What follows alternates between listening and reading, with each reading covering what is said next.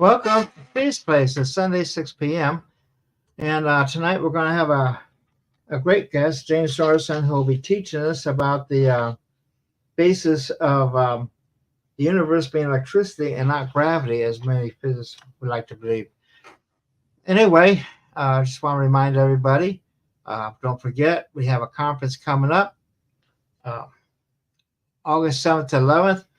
You really need to get signed up this week, because we still have a 25% discount, which is supposed to be ending Wednesday. So get your registration in.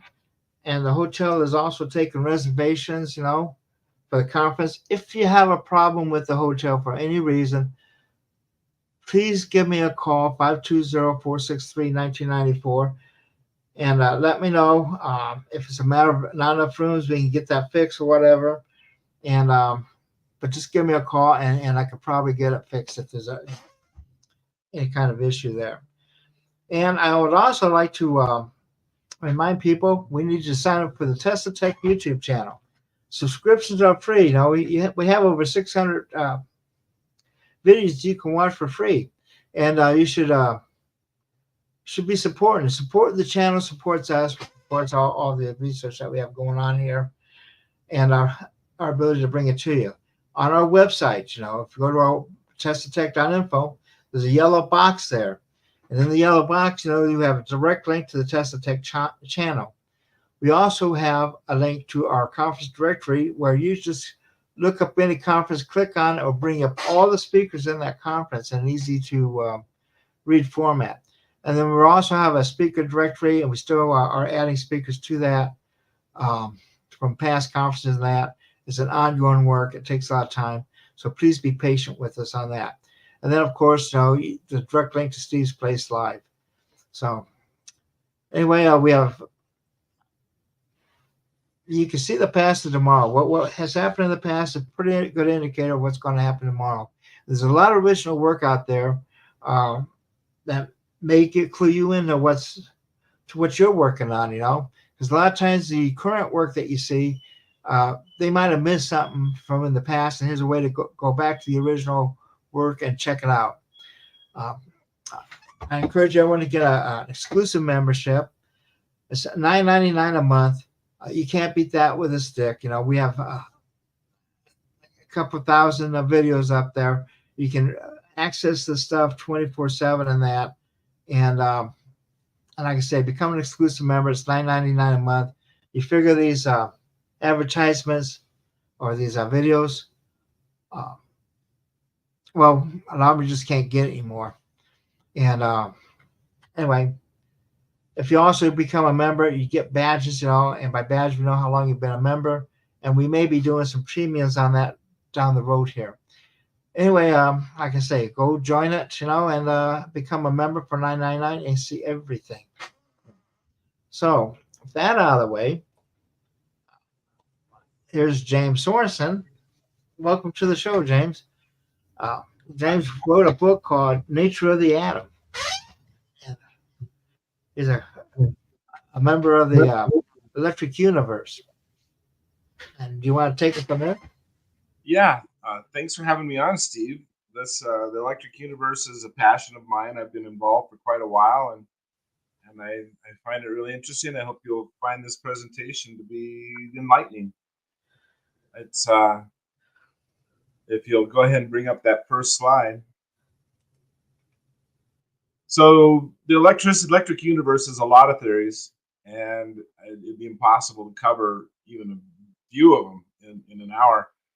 And so tonight I'm going to focus on how the spiral barred galaxy can be described or shaped through electrical means, through Maxwell's equations. This picture you see here is actually a painting by a guy named Wally Pocholka. It's of a false Kiva. This is not a real Kiva, but it shows the Milky Way galaxy in the background. And so we'll be talking about that tonight. There's my arrows. So our modern world, everything around us, everything that we do every day is pretty much built around the idea of electricity. If you think about it, our lighting, cooling, heating, now more and more transportation, all of our communications pretty much are electric. Industry runs on electricity, and I had to throw in weather modification. That's kind of a joke, but hey, I think it's for real.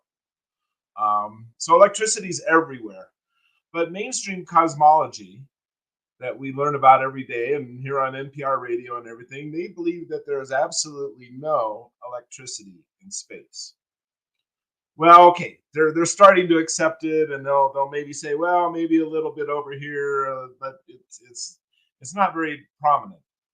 So they really, though, you can get a degree and become a cosmologist from a major university and never study electricity, and I find that pretty incredible. And the reason they give is that if there were a battery or a generator or something to create a charge difference in space, it would have neutralized and would have been gone many billions of years ago. But when we look up into space and with all our fancy tools and some of the best technology in the world, with our different telescopes and observational laboratories, I guess, um, we see the signs of electricity everywhere. And so maybe there's a little bit more to this story than we think. So, really quickly about me, I started out in as a kid. I was really fascinated with science. I read a lot of science books when other people were doing sports and things. I was more into science and physics, and of course, I was going to be an astronaut because we that was at the time of the Apollo missions. Kind of weird that we've waited 50 years and we're not back there yet. And so, but then I was supposed to go study at the library one night, and I stumbled across the books by Immanuel Velikovsky. And for those of you who, some people immediately think Velikovsky was a bad guy and didn't know what he was talking about, but I look at it that he really had two things.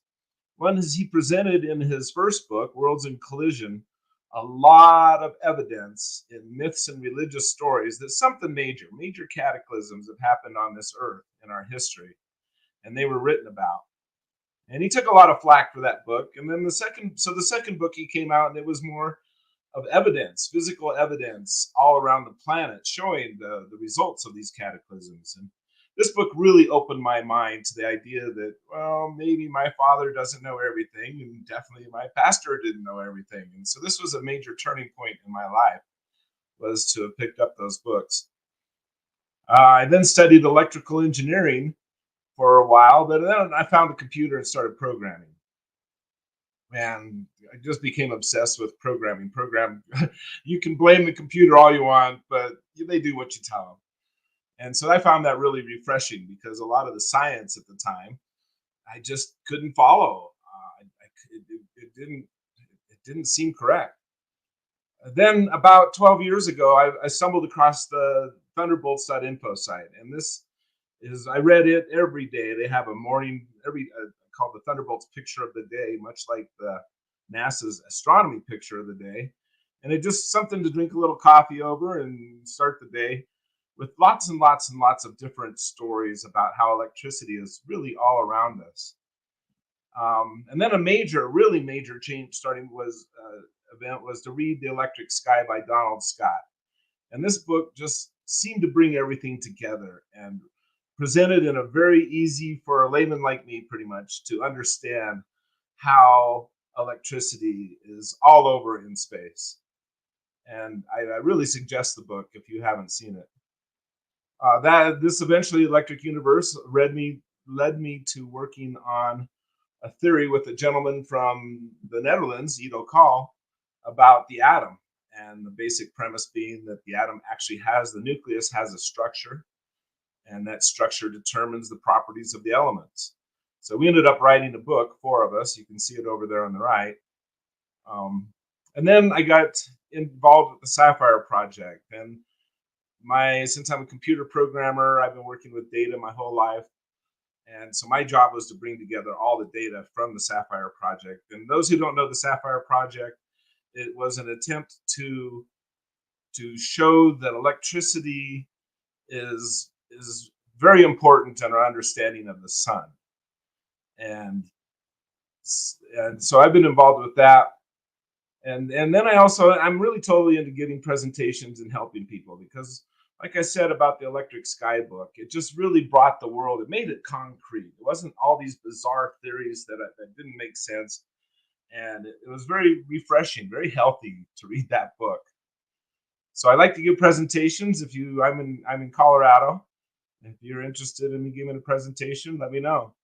Also, I'm right up there in the upper right. I give some of my skills as a programmer. I've been writing software for 40 years, and I'd love to find some employment, part time, full time, for a while, to implement data acquisition and analysis in either a laboratory or a factory. And so, if you're interested, if this sounds good, let me know. So we'll move on to the presentation here. Since this is Tesla Tech, I had to say something about Nikola Tesla. It's another book I read, the book up on the upper right, probably, geez, I don't know. I was about 20 years old, I think. Maybe it wasn't out there. But the Tesla is, to me, the epitome of an engineer that builds things.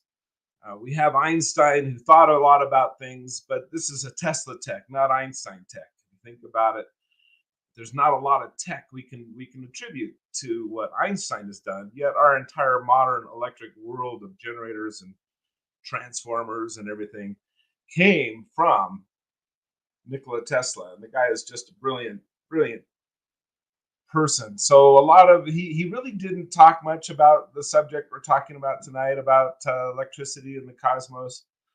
And I'd like to find more information. I'm sure you have a lot of good thoughts on it. But in this quote in the middle, he says, electric power is everywhere, present in unlimited quantities, and can drive the world's machinery without the need for coal, oil, gas, or any other of the common fuels. And this is kind of the electric universe idea, is that our sciences, all of our sciences, biology, geology, weather, were developed before we had much of an understanding of electricity. And they still to this day really don't recognize that there's electricity in these different sciences. But if you look at it, electricity can explain a lot of what's happening out there in the world. So um, anyway, that's electricity is, like I said, electricity is a whole bunch of theories. It's not a single theory. And I originally started writing down the different theories, the sub theories, let's say, of electric universe. And I got over 100 different areas that the electric universe thinks that electricity applies. And it got too long to put into a slide, so I just put it into categories here. But just imagine for a minute, take geology. We know that there is silver and gold veins in rock. Um, what creates those veins? How do they get formed?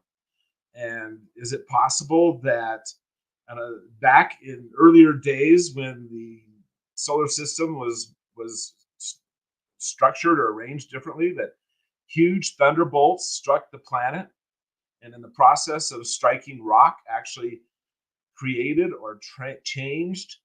It's usually silicon dioxide, silicon oxides, or calcium oxides that rocks are made of. Actually converted those to gold and silver veins instantaneously. It wasn't a method of precipitation.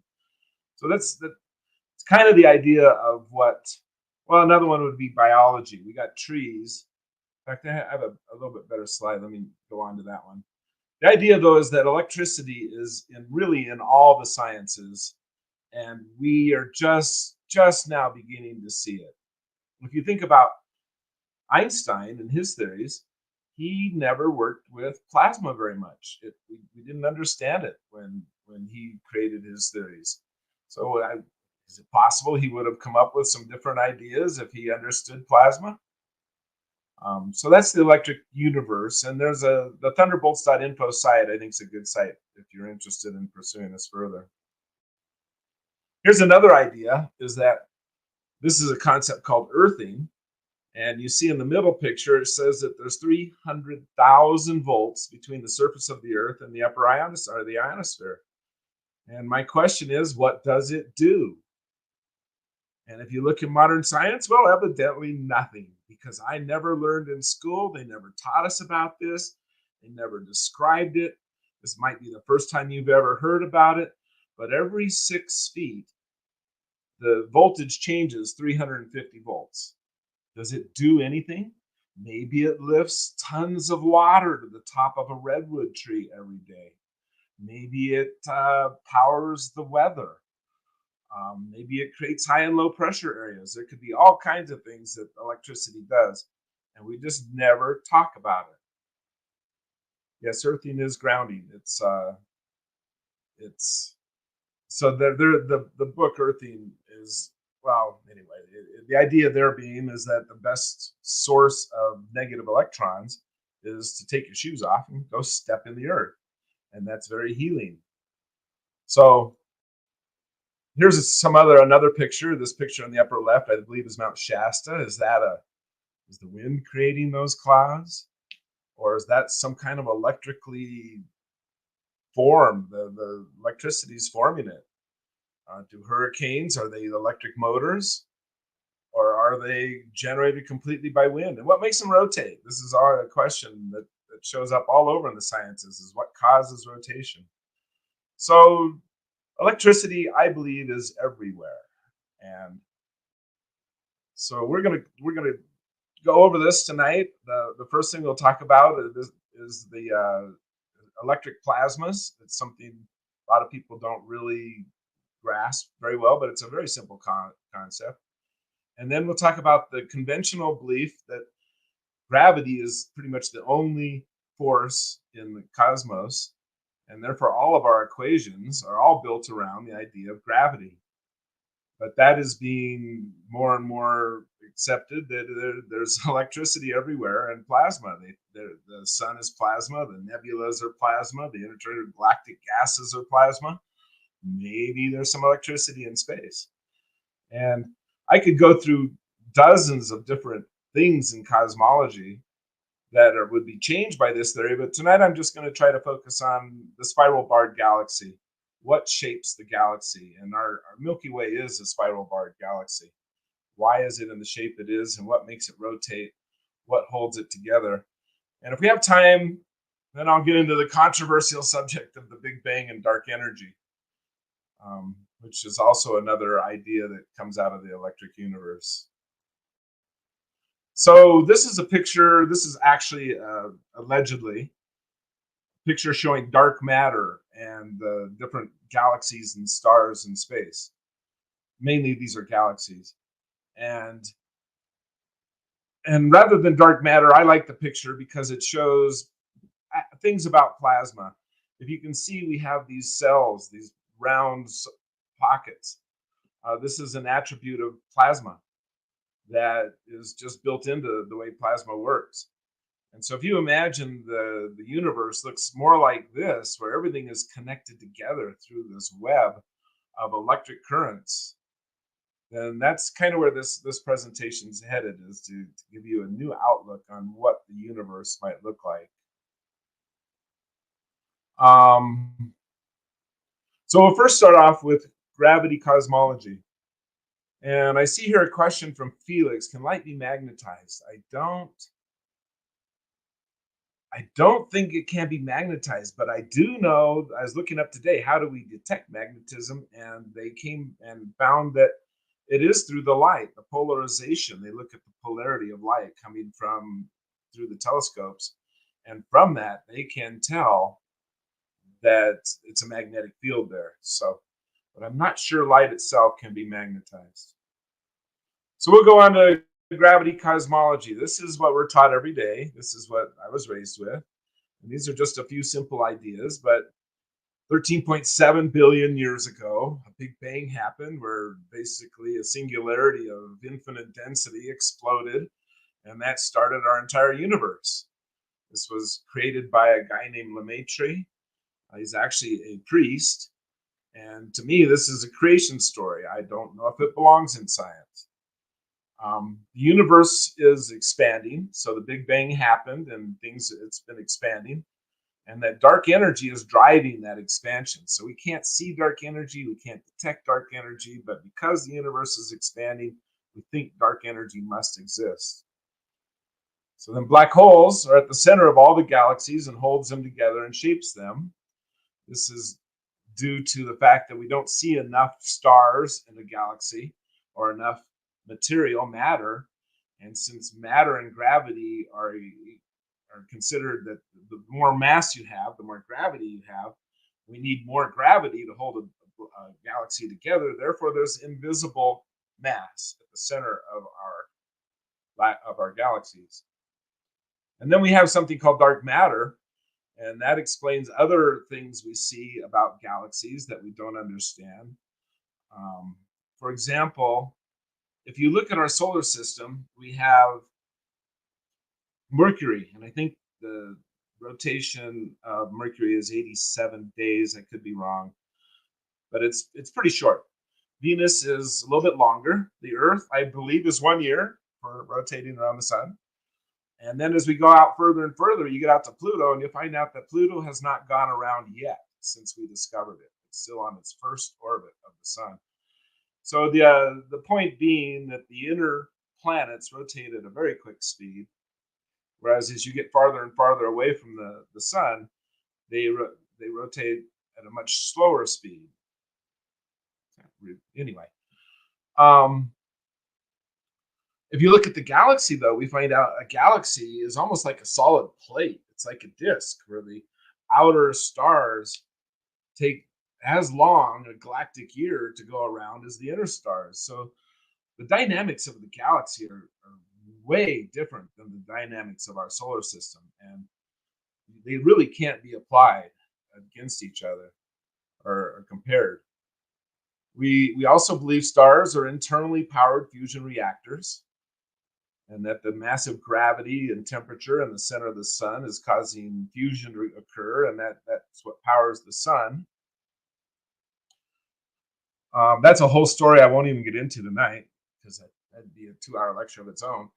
That space is full of clouds of hot gas, and so we call it hot gas, but it's really plasma, and we'll get into that some more. But this last one is space is electrically neutral. There is no electricity in space. Kind of mentioned this a little about black holes, that we need more mass at the center of a galaxy to hold it together. So there must be a black hole at the center. And the thing is we, as you just hear, I want to ask, how many of you have seen pictures of a black hole? And when I ask that in a group setting, a bunch of people hold up their hands, and the reality is no one has seen a black hole. That's why they call it a black hole. All of these pictures that I have here are artists' conceptions of mathematical concepts. And no one can see a black hole. So maybe black holes, there's an alternate explanation for a black hole. They believe at the center of the galaxy, they have these supermassive black holes that weigh many millions of times more than our sun does. This is part of the bizarreness, I'd say, of cosmology that really made me wonder what a black. Now there is one. I'll go back about conventional cosmology. There is one picture, and I was going to throw it in here, and I didn't. It's called Sagittarius A. It is the black hole, alleged black hole at the center of the Milky Way galaxy, and it's basically a circle. It came out in the last couple of years. It's a ring, not a circle. It's a ring. There's all kinds of questions about how the picture was taken and all the filtering, because there's a lot of dust between here and the center of the galaxy, and so they had to filter and apply all kinds of mathematical formulas. And so I'm not going to get into it. So maybe we have seen a black hole, or we have seen what we think is a black hole at the center of our galaxy, but that is it. Everything else is a conception. So this is, I guess I got ahead of myself. This is what I was talking about earlier, where our solar system, Mercury, goes around in 87 days. Pluto hasn't been around yet. But in a galaxy, these stars, the entire stars, look like a solid disk. Well, to make the galaxy into a solid disk, you need to have a whole bunch of matter in between those stars that we can't see. And so we figure it's there. We call it dark matter. And that's what makes this galaxy into a solid disk so that outer stars go around the center of the galaxy in the same amount of time as inner stars on the galaxy. And so that's the where dark matter comes from. There, now that we have dark matter in our toolbox, we can start throwing it everywhere. And you look and read space and telescope, read astronomical papers and stuff. You'll find that they're finding all kinds of places that they find something they can't see, and they call it dark matter. Um, so maybe there's an alternate explanation for all of these things. The result of all this, the result of gravitational cosmology, is really kind of bizarre. We believe that 70% of all matter or all material, I'm not sure matter is the right word, let's just call it material in the universe, 70% of it is this dark energy. And I really hadn't talked about dark energy yet. The galaxy is thought to be expanding, and it's expanding at a faster and fast, not the galaxy, the universe is expanding. Everything is moving away from us. And what drives that? And it's expanding at a faster and faster rate. So scientists came up with the idea of dark energy.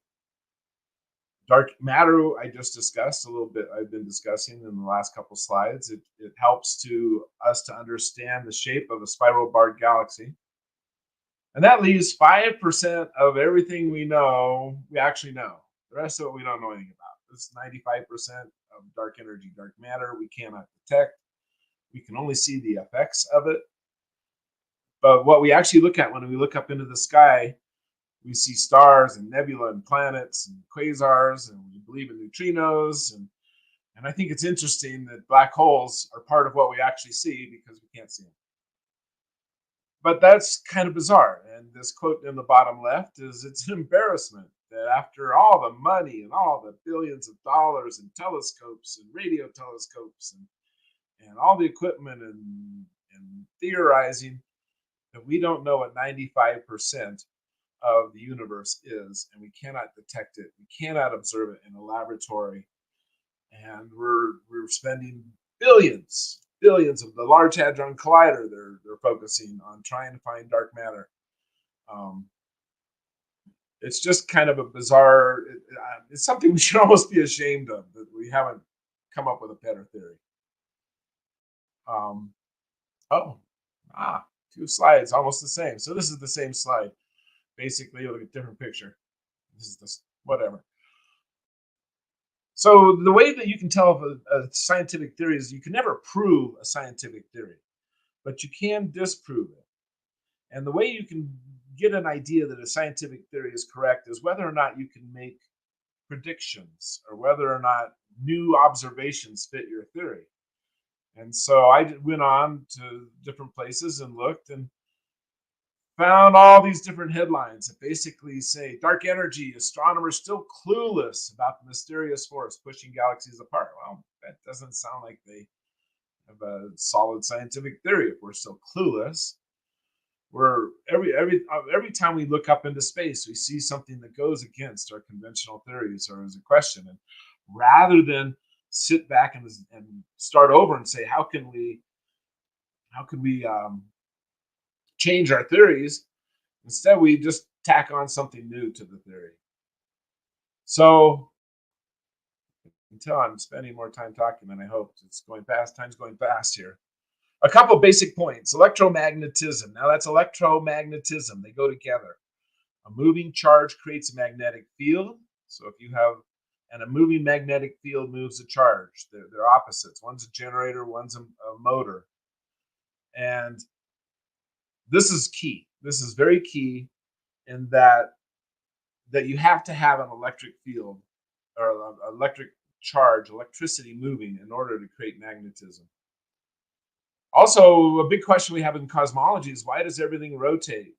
Why are galaxies rotating and planets rotate and it's hard to come up with this explanation for that, and it's built right into electromagnetism. It causes rotation just by the way it works. And over on this is something I learned in electronics when I was electrical engineer is the right hand rule. This is how you can tell which direction. The B field is the magnetic field, I is the current. And you stick your hand on a wire, you can tell which direction the magnetic field is rotating. Another key idea is that electromagnetic effects are 10 to the 39th times stronger than gravity. And that means that if there is some kind of an electromagnetic effect, gravity is nothing. It has no effect. And that's even if the electromagnetic field is extremely weak. And why? Well, so why don't we think there's electricity in space? And one reason is it's very tough to measure. So if we wanted, let's imagine for a minute that there's a voltage difference between Denver and Albuquerque. How would you measure that? Well, you would have to run a wire between Denver and Albuquerque, and that wire would have to have no external forces applied to it. And then you could measure the voltage difference between those two places, or between the Earth and the Sun. How would you tell if the Earth and the Sun have different voltages? And you'd have to run a wire to the Sun. And that wire would have to have no external influences. And that's a pretty tough thing to do. But we can detect an electric current by the magnetic fields it produces. So cosmologists look up in space, they see magnetic fields everywhere. They're always talking about magnetism. However, they don't believe their magnetism comes from electricity. Somehow, magnetism in space is a completely different source than the magnetism that powers our entire modern world.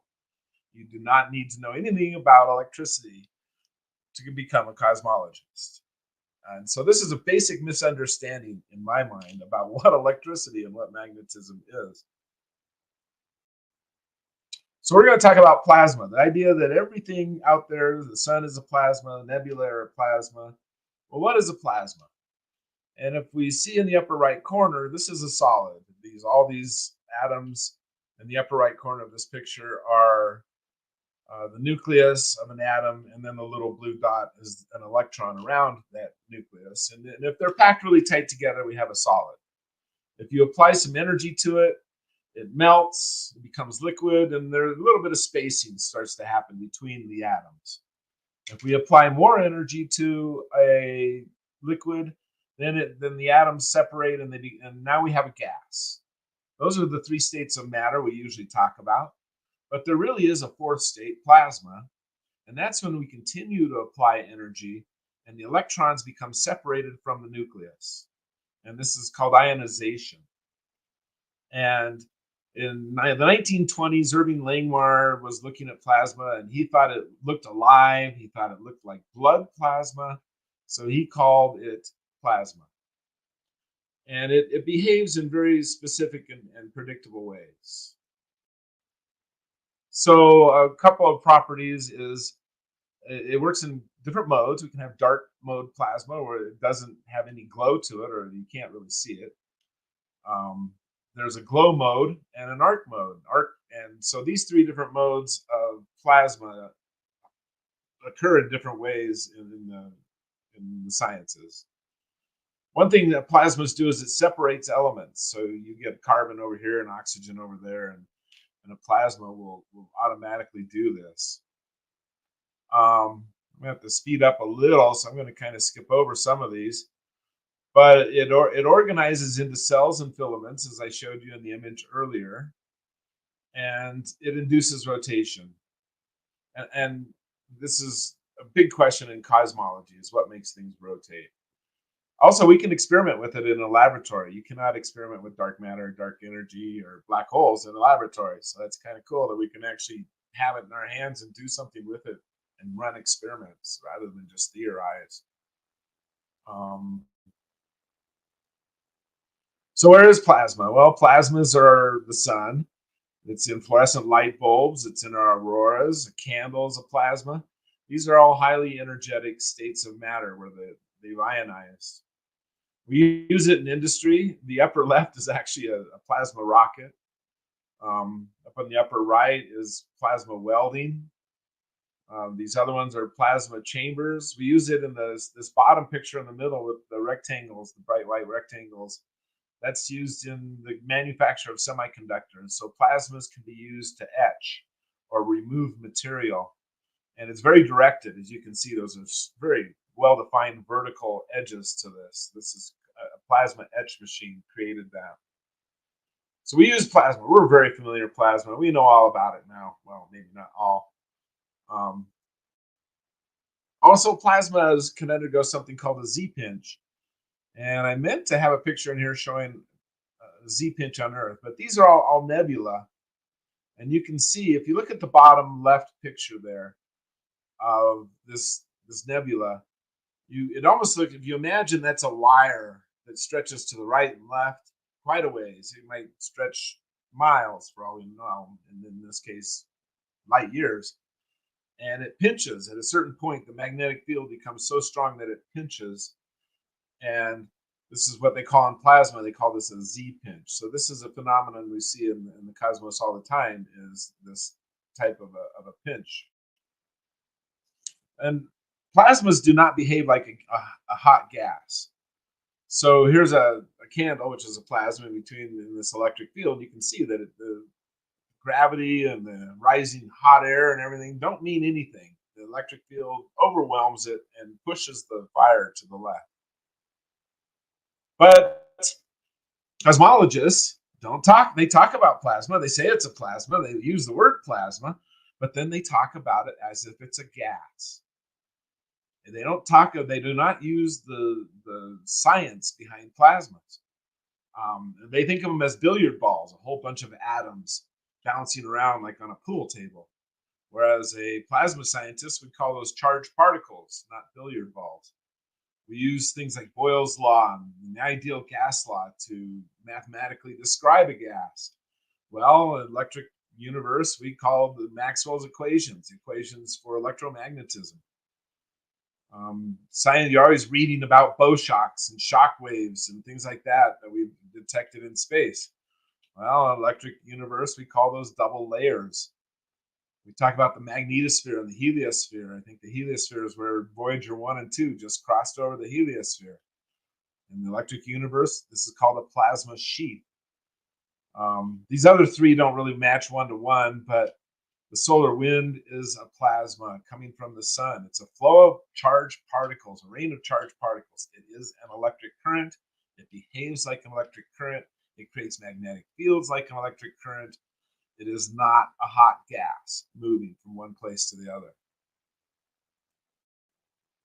This guy, Christian Birkeland, at the turn of the century, built what he called a Torella. And it's a vacuum chamber with a globe in the middle of a magnet in the center of the globe. And he managed to recreate using plasma, not using gravity. He managed to recreate different things like sunspots. And in this case, I'm showing the auroras up in the upper right picture. And and the rings. I don't have that picture in here, but he actually managed to recreate what looks like the rings of Saturn inside this chamber using electricity. This is what Birkeland currents is named after, Christian Birkeland.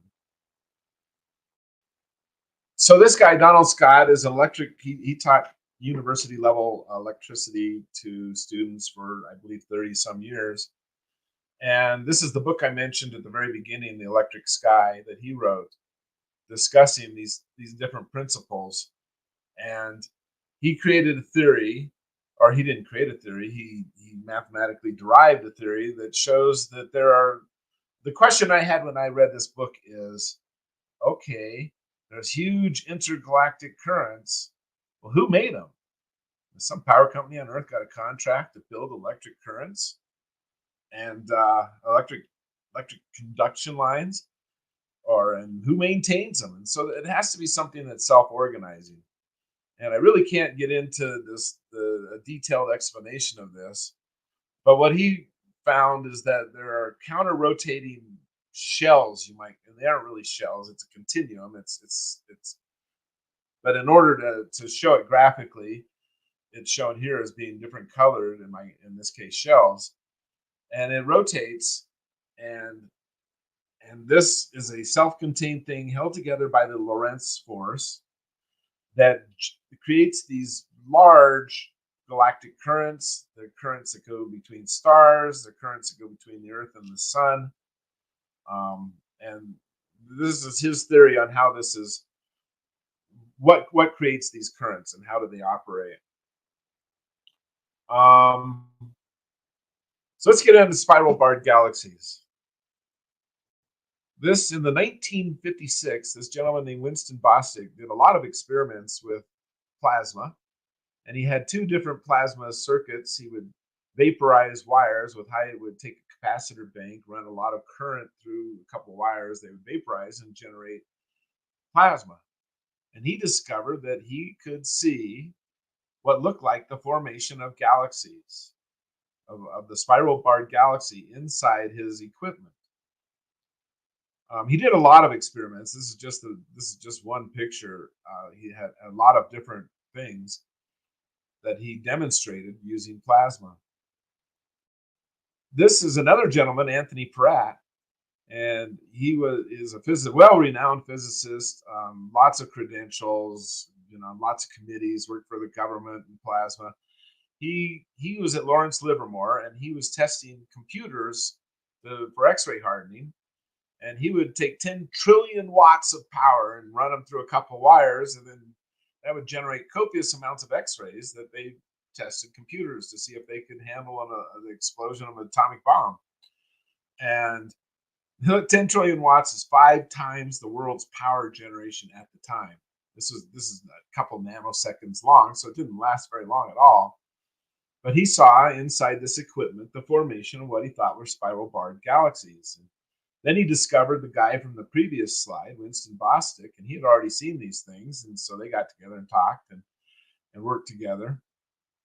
And eventually, Anthony Pratt went to work at Los Alamos Laboratories to work on a supercomputer to replicate or to simulate plasmas in the cosmos.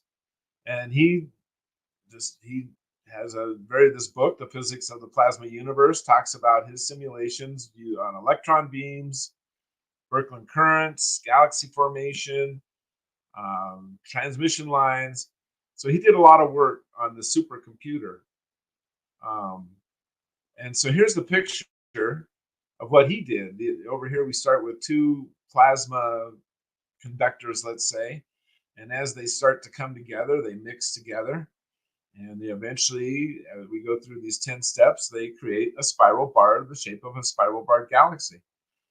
Now, I think this is the problem with this picture is it's 1991. And we are now 20, 30 years later. Why can't we run this on our phone? Because literally our phone is more powerful than his supercomputer was in 1991. And the memory on a phone is way more. So I would love to get a hold of Anthony Pratt. If anyone out there knows him and can have me meet up, I'm a programmer. I would absolutely love to replicate this work. Then he got into studying art or petroglyphs in the Southwest United States, and he started showing how these were plasma formations that they were drawing that must have been seen up in space. And this got him into a lot of trouble with the government. This got him into a lot of trouble with a lot of people because his theories weren't accepted. And unfortunately, he had friends were turned against him and all kinds of nasty things written about the guy. This is what happens if you go against mainstream conventional science.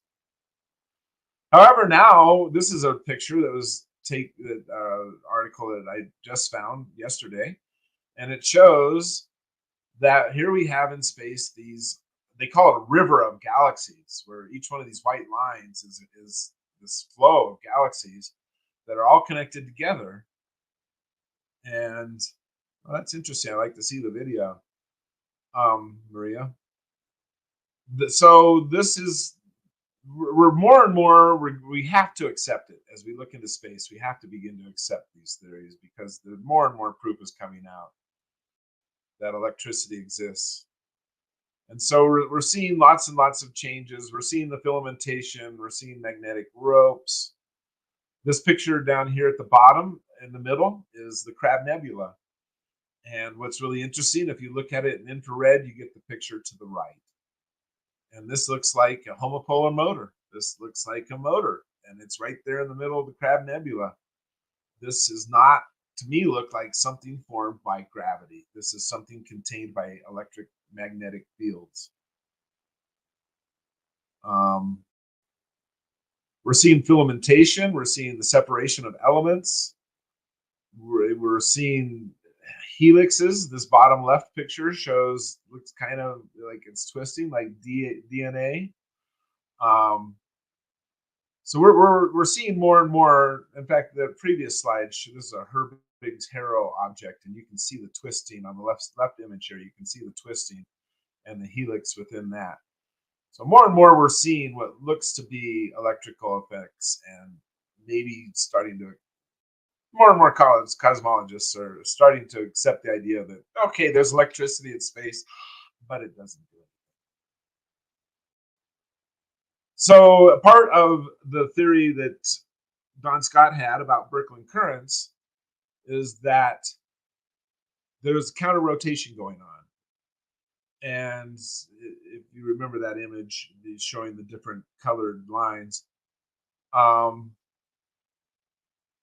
So the first place you look is on the Earth. We have our prevailing winds, and the prevailing winds are different. They go in different directions.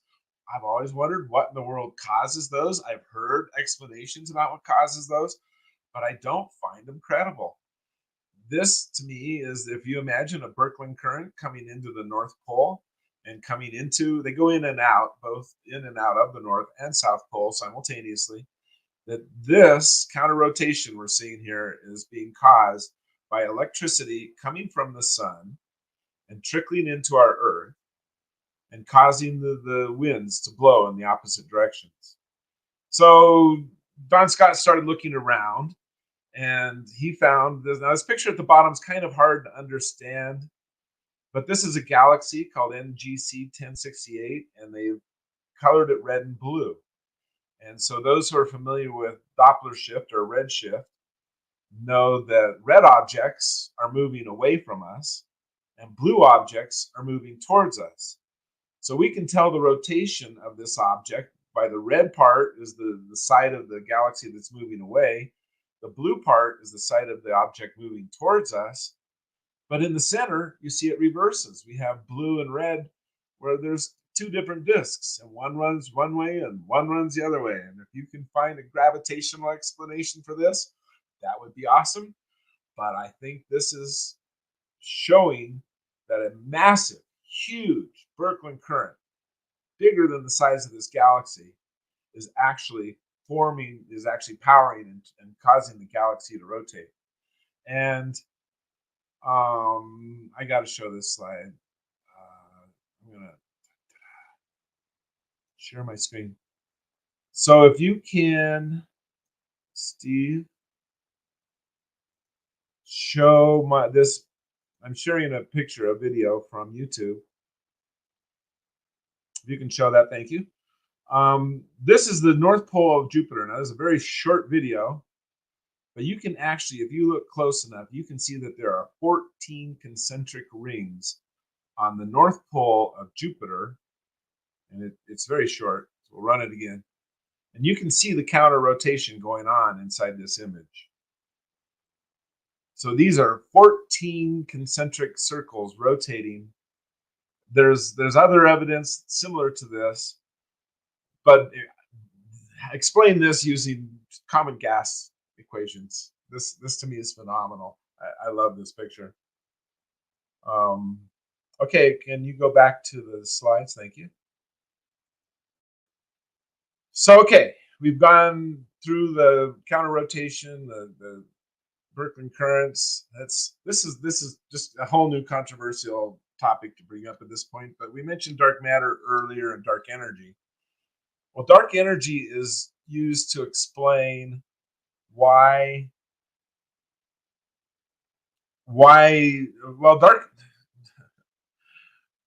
that the universe is expanding. And so what we do is we look at objects through telescopes. We look at galaxies, not stars. We don't see a lot of of what's called redshift in our galaxy, but we do look at other galaxies and quasars and things outside of our galaxy, and we see that there's a shift in color to the red or to the blue. And so we know very well a concept called Doppler shift. If you think of a train, when a train goes by, it starts at a high pitch and it drops in pitch. It goes na na na na na na na na na na na na na na. It drops in pitch, and that's because as the train is coming towards you, it compresses the wave, and therefore the pitch is higher. And as the train goes away from you, it stretches out the wave, and therefore the pitch goes lower. And the same thing happens with light. If an object is moving away from us or towards us, it is shifted to the blue. It's slightly bluer color. If it's moving away from us, it's shifted to the red. Well, when we look outside of our galaxy, almost everything is shifted to the red. That means everything, with a few exceptions. There might be, I don't know what the number is, millions and millions of things moving away from us, but things shifted blue, moving towards us. There's maybe 100, 200, 1,000 objects moving towards us. I really don't know what the number is, but it's small, very small compared to the number of objects moving towards us. Is very small compared to the number of objects moving away from us. And so I'm not going to argue with this. This is totally right. Redshift does occur. Things moving towards us are blue. Things moving away from us are red. Everything's almost all red. Therefore, the universe is expanding. Unless there's another effect causing the redshift. Maybe that's not the only thing causing redshift. So a gentleman by the name of Halton Arp spent 28 years looking through telescopes. He actually worked for Edwin Hubble, and Hubble is the one who came up with this idea of redshift. And he looked through the telescope every night. And what he found was about 4 or 5 different things, anomalies, that would show that our idea of redshift is not complete. There's something else going on. And he published a book called the Arp Atlas of Peculiar Galaxies. So galaxies that did not fit the conventional. I think there's 233 galaxies in this book. A lot of them are named after Halton Arp. So it's Arp 122 and Arp 154, and because he's the one who found them. But what he found is in the one very interesting thing is in the bottom corner, we see 3 objects. And I wish the image were bigger. But what we see is 2 objects with another object in the middle. These are quasars. The 2 objects on the right that are on the outside are quasars, and they have a very, very, very high redshift. And our interpretation means that they are way out at the edge of the galaxy, universe. They're very far away from us. But right in between them is a galaxy that does not have a redshift, a very high redshift. So the idea is, well, this is just coincidence. Those 2 quasars are way out there, but this one galaxy just coincidentally happens to be in between them. No big deal. However, he found more and more and more. He found dozens of examples exactly like this that showed an object in the middle with 2 quasars on each side. And at a certain point, you just got to say, well, the odds are this is not a coincidence anymore. There's something really going on here. And so in the upper right is a drawing that he made that shows that we have this parent galaxy in the center, and it periodically expels objects. And as those objects move away, those are the quasars. And these quasars are not extremely distant. Instead, they're very close. And they're not huge, massive, unbelievably large things like they have to be if they're at the edge of the universe. They have to be huge for us to even see them. Instead, they're very close to us, and it's a misunderstanding of what redshift is. He also gives another example here at the bottom where he shows an object that appears to be 2 objects that have the yellow dots in the middle that are connected, that they have different redshifts, very different redshifts, yet they look connected. So if they have very different redshifts, one would have to be at the very far away, one is very close. And he gives in his book, it's Seeing Red by Halton Arp, great book. He gives dozens of examples of objects that he's observed like this where things appear to be connected, but they aren't. And the Southern Cross, which we don't get to see up here in the northern hemisphere, is an example of four or five objects that have very different redshifts, but he believes they're actually very close together. Now, if our interpretation of redshift is wrong, then possibly our idea of an expanding universe is wrong. And the universe is not expanding. And this is something that the James Webb Space Telescope, if you guys have been following it, there's a lot of questions about the Big Bang. The Big Bang is being brought into a lot of heat right now because the James Webb Telescope is not supporting our theories. So, in an electric universe, there was no Big Bang. We don't know how long the universe has been here, but it's more of a steady state thing. It's not something that expands and then dies. Instead, it's a steady state thing. Well, it's evolving, it's changing, but it's not being caused by a Big Bang that occurred 13.7. I think they're 13.7432. I don't know. We spent billions of dollars trying to nail that number down. So that brings into question all kinds of things, like how far away really are objects, and did the Big Bang happen? And Halton Arp is unfortunately passed away now, but when he came out with his theory after 28 years of service, they kicked him off the telescopes. They wouldn't let him have any data, and he moved to Europe because the United States was an inhospitable place for him. I do have this picture. Two more examples. One is this quasar in the upper right is supposedly very, very, very far away. It's deeply redshifted, yet it's in front of this other nebula. It appears to be in front. This nebula is opaque. You cannot really see through it. Why can we see this quasar? And he says, because it's not really far away. It's actually very close.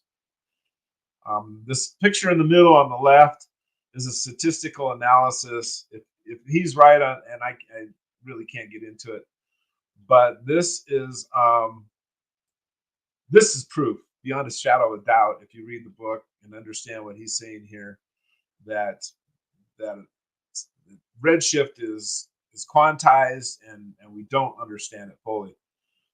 The bottom picture is him at an Electric Universe conference with this great plasma ball, and I'd love to have met this guy. He's one of my heroes. So that's pretty much it. I want to invite everyone to come to the Tesla Tech Conference, meet with people from all around the world. I say around the world, I hope so, in Albuquerque. I will be speaking there about recent advancements in low energy nuclear reactions, which another term is cold fusion. But once again, you call something cold fusion, you're not going to get any funding. So they've renamed it. It's now called low energy nuclear reactions. For 30 years now, the people have been meeting in what's the International Conference on Cold Fusion, and they've had over 28 conferences, and so there's been a lot of advancement. The Indians are working on it, the Japanese are working on it, the Russians are working on it. Cold fusion, I believe, is real. And what is cold fusion? Well, it's transmutation of elements, where at room temperature we can change one element into another element. And conventional science would say you can only change an element inside of an exploding star or a supernova at extremely high temperature and pressure. And I would say no, transmutation is going on regularly here on Earth. It's happening in biology. Your body is transmuting elements because nature will find a way to create what it needs to exist. So if you'd like to hear more about this, come to Albuquerque. Lattice-induced, yes, lattice-induced. A lot of work is going on with NASA about lattice-induced nuclear reactions. So even our government's looking into this. So I just want to go back to this picture that we saw earlier. And instead of a galaxy, you think of our current theories is that everything's gravity. It's the only force in the universe that really does much of anything. And therefore, it's a drawing force. It is only going one direction. Gravity does not come out of the sun. It only pulls towards the sun. or the planet or a galaxy. Galaxy is pretty much a one-directional force. And therefore, everything's isolated. All these stars and everything don't communicate with each other. They're completely separate from each other. The only influence they have on each other is this pulling force, gravity. And so I just want you to imagine for a minute when you look up into space and you see stars, you can see the Andromeda Galaxy if you're in the right place, you can find nebula. And we think that these objects, the stars and the galaxies are the important things. This is what we need to pay attention to and learn about. And I would say, no, what we need to learn about is the wires that connect them all together. And that is the true creator or the force behind what creates and shapes our cosmos is the connections between all these. And therefore, and it's two directional. We use electricity to communicate. These different bodies in space are communicating through electric connections. And it just gives you a whole different idea about what's important and what we should be paying attention to in space. And so my final slide, it's 8:01. That's not bad. Well, 8:01 my time. So some guys at the Electric Universe, the thunderbolts.info website I mentioned earlier was created by David Talbot and Wallace Thornhill. Unfortunately, Wallace has passed away now, and David has some health issues. But this last quote given by these two, I think, really sums it up. And that is, from the smallest particle to the largest galactic formation, a web of electrical circuitry connects and unifies all of nature. It organizes galaxies, energizes stars, gives birth to planets, and our own world. It controls the weather, if not powers the weather, and animates biological organisms. There are no isolated islands in an electric universe. So there you go. Thank you very much for your time. I hope you enjoyed it.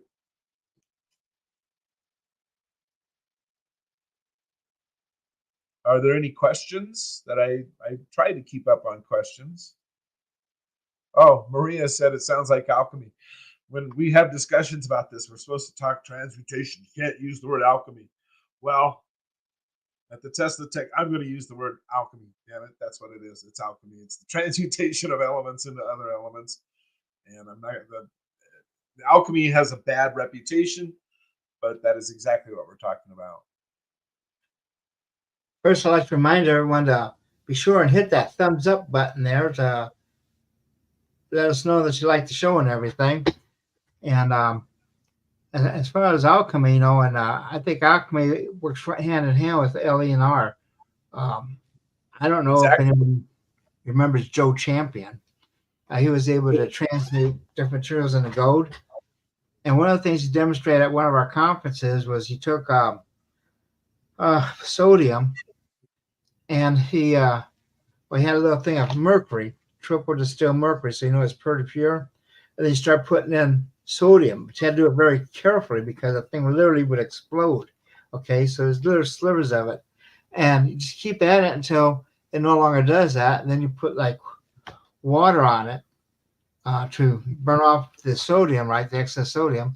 And what you have down there was a button, and that button, once you do an X-ray analysis on it, would have gold in it. So that's transmutation or current because you took two different elements, sodium and mercury, and transmuted into gold, among other things in that. So it does occur. Yeah, there's a gentleman, Louis Crevran, and he studied chickens, and chickens can lay calcium eggs even if they don't consume calcium. And he found out it was, I better get this right. Was it potassium or magnesium? I think it's magnesium. And and chickens are transmuting magnesium into calcium.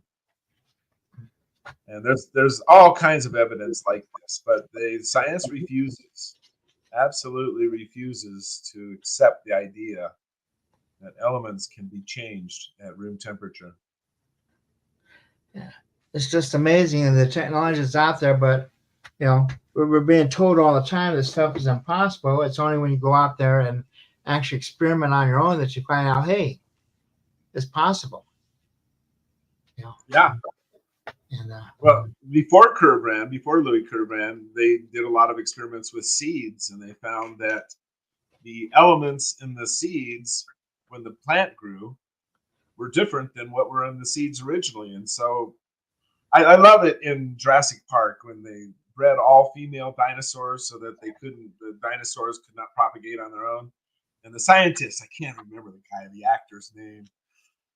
Oh, what is his name? But he goes, of course they're going to find a way to make male dinosaurs and they're going to breed because nature will find a way to keep going. And to me in Europe, you look at the chalk, they have the chalk horse scribed into the side of the hill.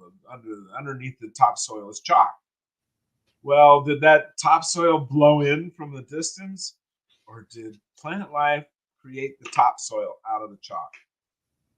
And I'm more inclined to think that the topsoil is being made by plant life, by life itself.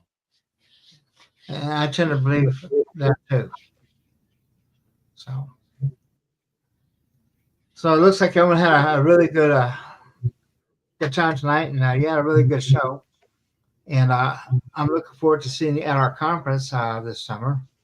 Um, I want to remind everyone August 11th, and the sooner you register, the more you save, and it's only at the conference that you're going to be able to sit down and meet people like James, and in the evening, I'm sure you're going to participate in the evening, right, James? I have our break bread with us, so to speak, in the evening. So The reason I go to conferences is to meet people and talk. And so, if you disagree with something or you have something you want to tell me or whatever your own theories, I want to meet you guys and let's talk. yeah, and I think it's going to be a great conference. And with that, oh, here you go. A great presentation. Great job as everyone. So I'm looking forward to the conference. I can't hardly wait now. As soon as I get through my health issues here, which will be next month, uh, we'll be going full speed. And I'll see you all there. And thank you again, James. I'll see you at that conference. All right. Thanks for letting me talk.